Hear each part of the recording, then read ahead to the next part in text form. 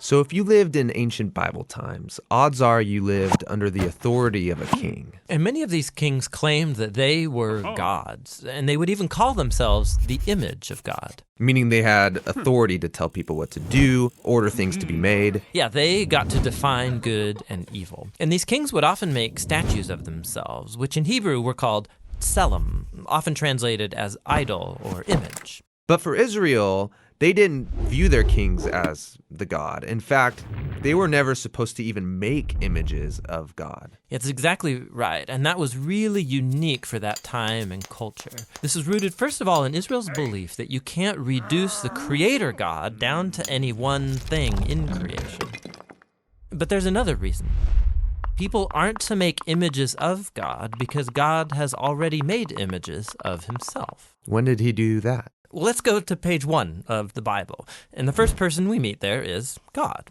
He's the one with authority over all creation. He speaks and creation obeys, and he defines what is good and not good. In other words, he alone is king. But then surprisingly, as the pinnacle of all of God's creative work, he makes humans, and he calls all of them the image of God. So he gives all humans the authority to rule. Exactly, that's what he goes on to say. He tells the humans to subdue the earth and to rule it. And so this task that once belonged only to elite kings is here in the Bible the task of every human being. This was a revolutionary statement in its day because all humans are being called to rule and to participate in the human project. So what does this mean? I mean, how are we all supposed to rule? So the picture we get in Genesis is gardening.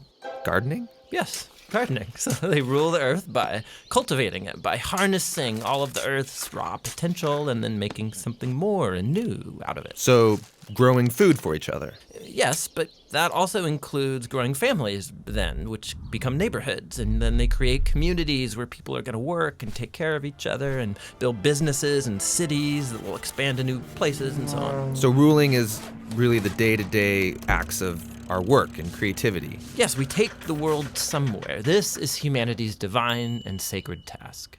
Yeah, and this all sounds really nice. And humans have designed some pretty great things.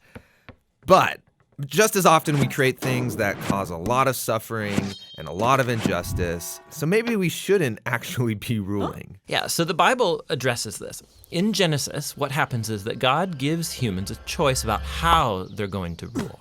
So are they going to use their authority for the benefit of others, which is God's definition of good, or are they going to turn away and define good and evil for themselves and use their authority for self-advantage? And in the story, they choose to define good and evil on their own terms. And so this is the Bible's depiction of the human condition. So sometimes we pull off amazingly good stuff, but just as often, despite our best intentions, we act selfishly and we create evil in the world. And so we're stuck as mediocre rulers making a mess of things. But that's not the end of the story.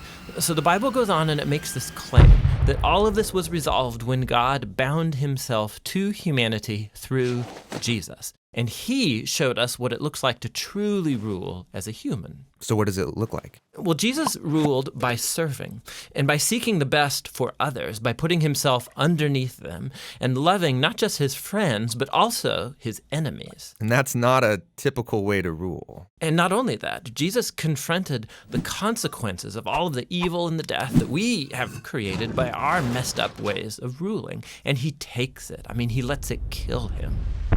And so when the New Testament writers looked back to Jesus' resurrection, they see a whole new future opening up for all humanity. Jesus is a new way to be human. Yeah, that's why they called Jesus the image of God, or the new human. And not only that, they also believe that Jesus' divine life and power is now available to heal and to transform us to become our life and power. And this sounds really nice, but what does it really look like? So practically, the Apostle Paul said it looks like people being filled by Jesus' own presence and spirit. filled with love and joy and peace and patience and kindness and goodness and integrity and gentleness and self-control. He says this is the new humanity that God wants to create in us, so that we become people in whom God's image is being restored, people who will move the human project forward. And that's actually how the story of the Bible ends. It's a renewed world where God is on his throne and his servants are all around him, but they're the ones ruling over this new world, taking it into new, uncharted territory with Jesus as their healer and their guide.